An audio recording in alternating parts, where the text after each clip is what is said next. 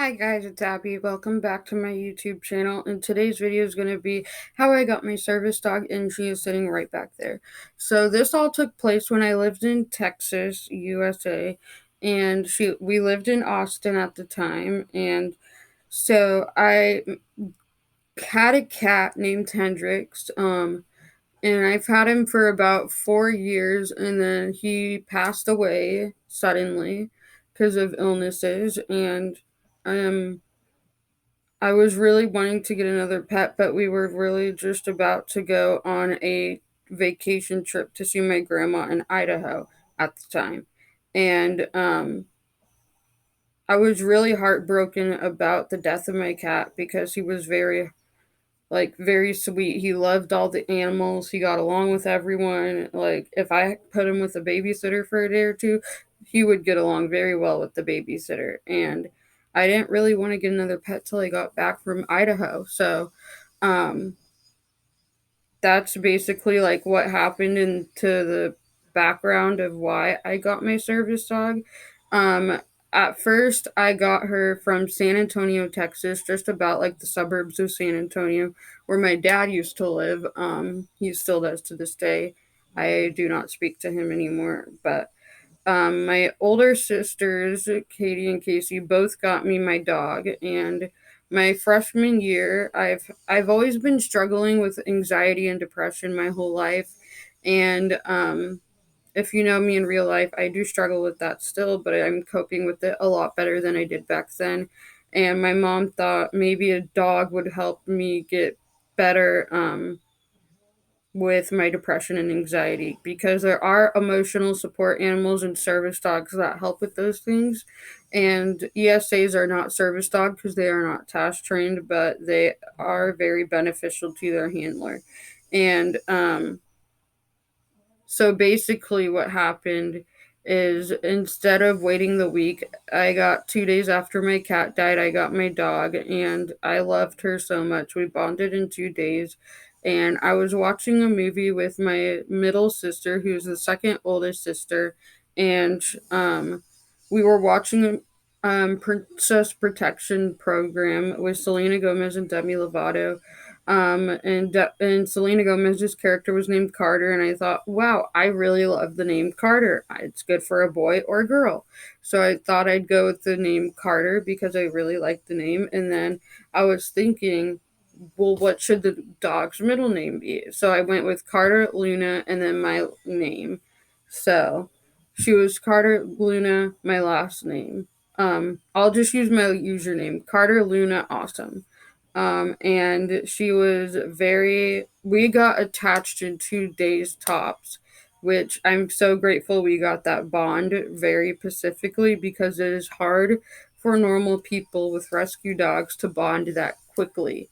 Another thing is my freshman year, I was diagnosed with generalized anxiety disorder, along with hypothyroidism because my thyroid seemed off. It wasn't really like correct in a way, but we talked to my doctor, did lab work, test work. He fixed it. Then my depression still got severe, along with my anxiety. So he prescribed me medication to help with that.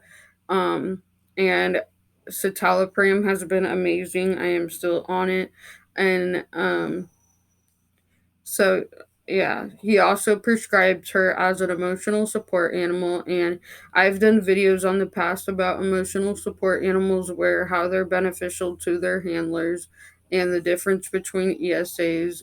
She's been an emotional support animal for about 4 years, and she's gotten me out of bed days I don't want to get out of bed. She's getting me productive. Like I have to walk her, feed her, bathe her. She's take her to the bathroom. She's Pets are basically like a little kid. You have to walk them, feed them, bathe them. I bathe mine like once a month, but since she had flea issues last year, I tried to like bathe her like once a week with the veterinarian Next soap, and it's been amazing. Her pills have helped her a lot, so much better, and she's just been amazing. And 2 years before I moved from the state of Texas to Oregon, USA, I was recommended a service dog, and my anxiety was getting severe to where I was diagnosed with PTSD and major depressive disorder. And she helps me with those every single day. And I in the United States, under the American with Disabilities Act, you can own or train your service dog. You do not have to get it from a program. But if I would highly recommend you owner training your service dog with professional help. I didn't get professional help, but I did watch quite a bit of YouTubers who have service dogs, the tasks they do for them. So I thought I better start task training her now. Better late than never. So she does light pressure therapy. She alerts before a panic attack. She alerts before a PTSD attack. She reminds me to take medicine. She does light pressure therapy. And she distracts me during a panic attack and PTSD episode. She is my medical alert service dog. If y'all don't know, medical alert and psychiatric service dogs are completely different. I'll do another video on that.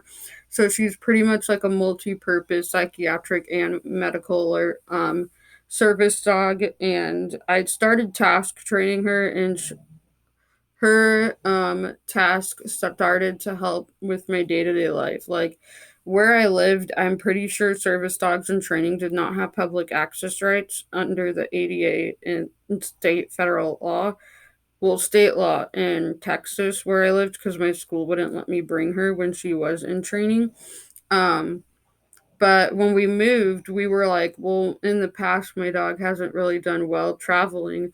We flew to Oregon on May 30th, the day got after I graduated from Bowie High School in Austin, Texas. And after I graduated, it was nerve wracking on the flight. I was really anxious. Like the worst parts of flights for me is takeoff and landing, because I'm just like he hoo.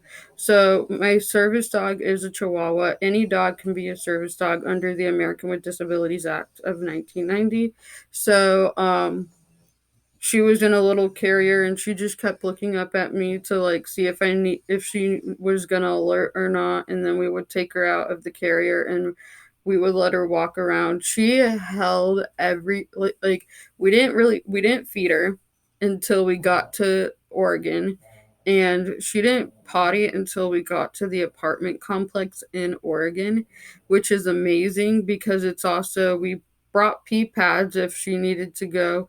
We put it on the bathroom floor. We do like the individual stalls and do the bathroom floor, put the pee pad on, then we'd spray and wipe it up, and she wouldn't use them. So she held in everything till we got to our destination. Um, and then I started doing more public accesses with her in the state of Oregon. One time we took her to the vet because of all her health issues, her fleet issues, and we got that resolved in like 3 days or so. And so we took her, since she was in training as emotional support, we took her in to Oregon Medical Group, and they allow service. Don't don't only allow service dogs, but they also allow other dogs there as well. So all the places I've been to training her are pet friendly. We went to pet friendly hotels, and we did pet friendly stores for her public access training. And whenever I say leave it, she does it. When I say focus, she does it. And if she will task as necessary. I hope this video was inspiring about how I got my service dog. I love you guys so much. Please like, comment, and subscribe, and I'll see you in my next video. Bye, guys.